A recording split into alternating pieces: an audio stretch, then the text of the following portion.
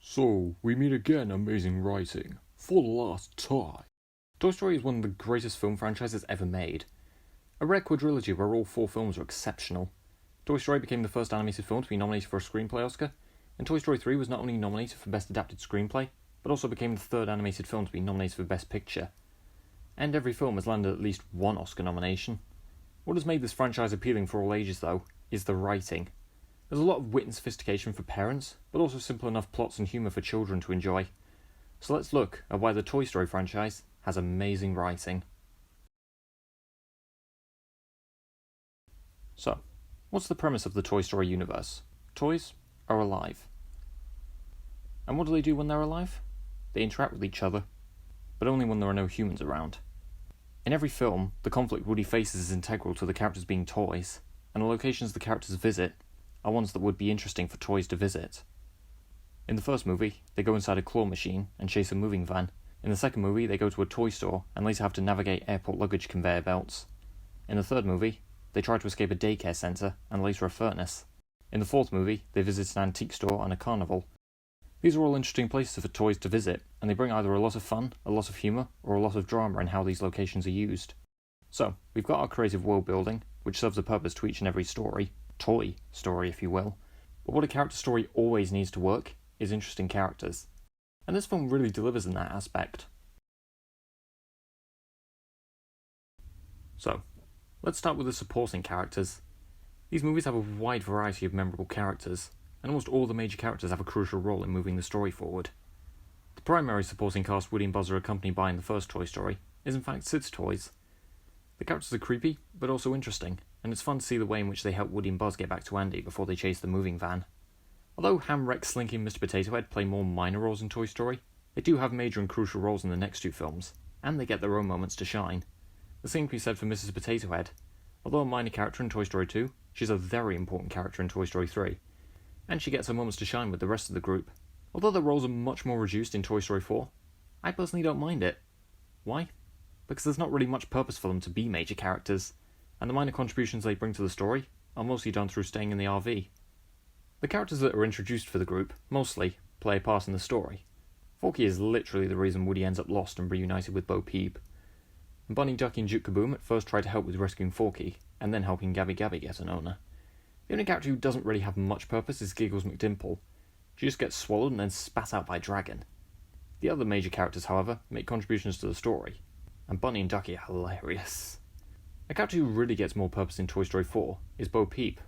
Although initially a minor character who shows loyalty and belief in her boyfriend Woody, Bo Peep gets a crucial role in Toy Story 4, helping Woody in his mission to get Forky back, and completing his arc, which I will get to later. In Toy Story 3, we're introduced to the toys at Sunnyside Daycare, and the toys who already belong to Bonnie. This brings us some interesting characters. The stuff with Ken especially is hilarious. And what's interesting about Ken is that he's the first to realise the group is being manipulated by Lotso, and tries to convince them to switch sides, which also finds its way to Big Baby after Woody returns his pendant, only for Lotso to smash it, and Big Baby to throw him in the dumpster. Now, although most of them were initially villains, with Lotso gone, they reform, and Sunnyside is sunny once again. Although I do kind of wish Bonnie's toys had had a bigger role over the 2 films they were in, they do contribute to the story in Toy Story 3, by telling Woody the truth about Sunnyside, which in turn motivates him to return, and tell the others about his escape plan, and briefly in Toy Story 4 by sabotaging the RV to get it back to the carnival. Something I think a few people have noticed about the Toy Story films is that Andy's mum drives the conflict for the first 3. Buying Buzz Lightyear as a present for Andy sets the rivalry between Woody and Buzz in the first Toy Story, and puts Woody's conflict in place. Setting up the yard sale is how Woody gets stolen in Toy Story 2, and allows Woody's conflict to develop. Taking Andy's toys to the binman, mistaking them for rubbish, sets them up going to Sunnyside, and sets Woody's conflict in place for Toy Story 3. And I'm going to be honest, I think Andy's mum drives the conflict for Toy Story 4 as well. Although only in the opening, she invites the man round who Molly gives Bo Peep to, and Woody reuniting with her sets his conflict in place for that movie. And now you're probably thinking, wait a minute, you haven't mentioned Stinky Pete or Lotso, or any of the main villains. And you are correct. Until right now. The villains in the Toy Story films are always interesting. They have legitimate backstories and motivations, and it's interesting to see the step they go in. Sid is the main antagonist of Toy Story 1, but not as villainous as some of the others. Aside from bullying his sister Hannah, nothing he does is really evil, he's just having fun with toys. and I guess you could say he's probably not been taught how to play with toys like most kids, although he probably becomes scarred for life in the way Woody and the others tell him at the end. Scud is probably the more evil of the two, and is genuinely vicious. Stinky Pete is probably the main, but hidden villain of Toy Story 2. But his motivations make sense. His desire to be loved by a kid never came true, and this is what made him bitter. He saw going to the museum as his only chance to receive recognition, and didn't want to risk Woody going back to Andy for fear of losing that. Although you do have to acknowledge him as a villain, you can also understand what drives him down that path. Although him being forced into the girl's backpack at the end can be seen as comeuppance, being loved by a kid was what he had wanted from the start. In some ways, Stinky Pete could be seen as similar to Sideshow Bob, also voiced by Kelsey Grammer. Both became villains based on the desire to become popular, and would go to evil measures to accomplish it.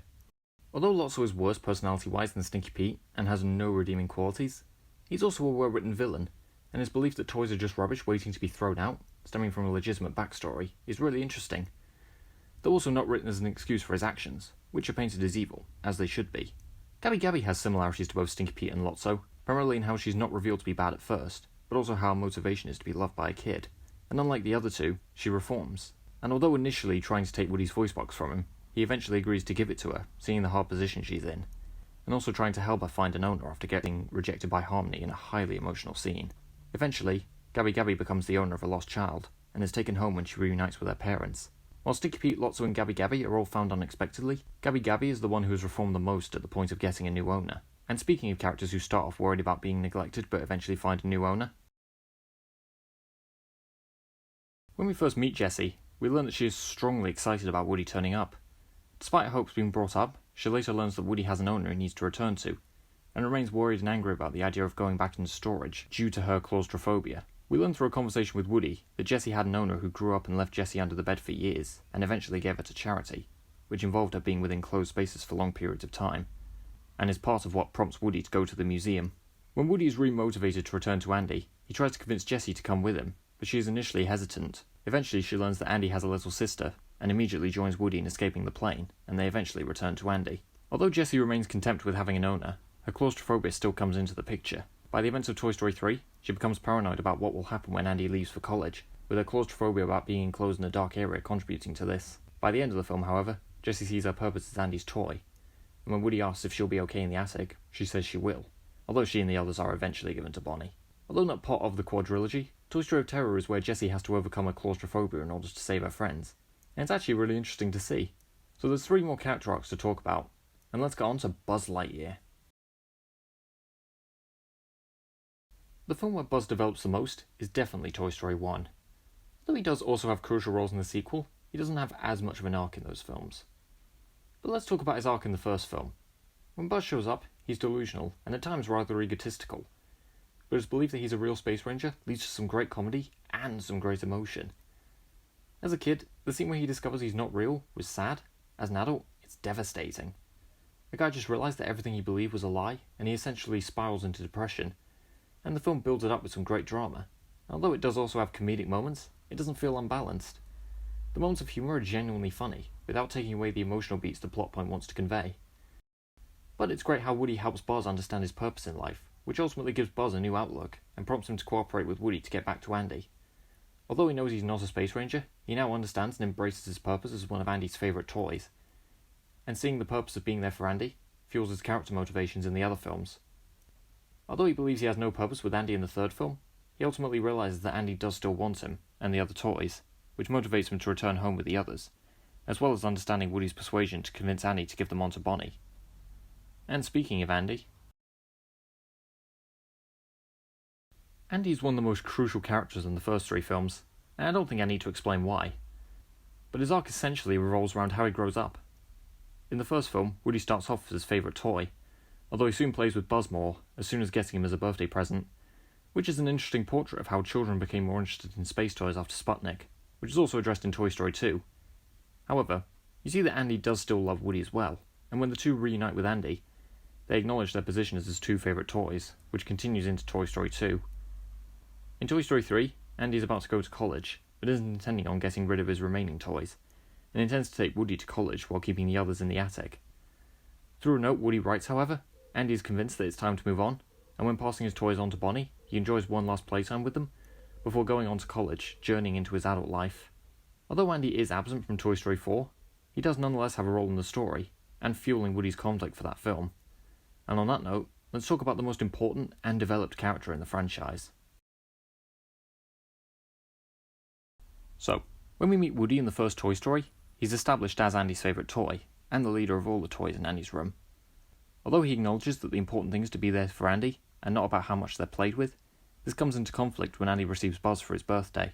When Andy starts playing with Buzz more, Woody becomes worried and jealous about the possibility of being replaced, prompting him to attempt to get rid of Buzz to regain his position as Andy's favourite toy. When they both end up separated from Andy, the two are forced to work together to get back to Andy, and along the way, Woody learns the errors of his ways and convinces Buzz that Andy needs him, prompting them both to work together to return to Andy. In Toy Story 2, Woody is about to go to cowboy camp with Andy. However, Andy ends up accidentally ripping his arm and leaves him behind. This proves crucial in contributing to Woody's conflict regarding whether he should return to Andy, who may outgrow him, or go to the museum in Japan, where he can be admired by many children, but never played with again. It's a very well written conflict, and it's interesting to see why he refuses to go back with Buzz, only to change his mind when he realises he should be there for Andy while he grows up. In Toy Story 3, Andy has grown up, and the toys wonder what's to become of them. While Andy plans to take Woody to college, with the others being put in the attic, though misinterpreting the situation as Andy trying to throw them away, Woody tries to convince them to go back to Andy. However, after almost dying in the furnace with his friends by his side, Woody has realised how much they mean to him, and considers that it's time to let go. When Andy says his mum will always be with him, even when she's not, Woody realises he can also be with Andy, even when in the hands of another kid, which prompts him to convince Andy to donate him and the others to Bonnie. After being donated to Bonnie, however, Woody doesn't get played with as much as the other toys. With Andy having moved on, and Bonnie no longer playing with him, at this point, Woody's trying to find his own purpose in life. I think it was a good move to keep Andy out of Toy Story 4 besides the opening sequence and montage, because his arc was complete by the end of Toy Story 3, but he leaves an impact on this film as well. These films state that the purpose of a toy is to make a child happy, and this can be done in ways besides simply being played with. Woody believes going to kindergarten will help Bonnie, and it does. Although Bonnie finds communication hard, Woody secretly supplies her with materials so she can build a new toy, this being Forky, a toy who makes her happy, and Woody continues to make Bonnie happy by making sure Forky doesn't escape. When Forky does escape, Woody catches up to him and talks to him about his purpose in Bonnie's life, comparing it to the purpose he served in Andy's life. Forky is convinced to return, and while Woody joins as well, he stops when he sees Bo's lamp in the window of the antique store. Later at the carnival, he ends up meeting Bo, who agrees to help him rescue Forky.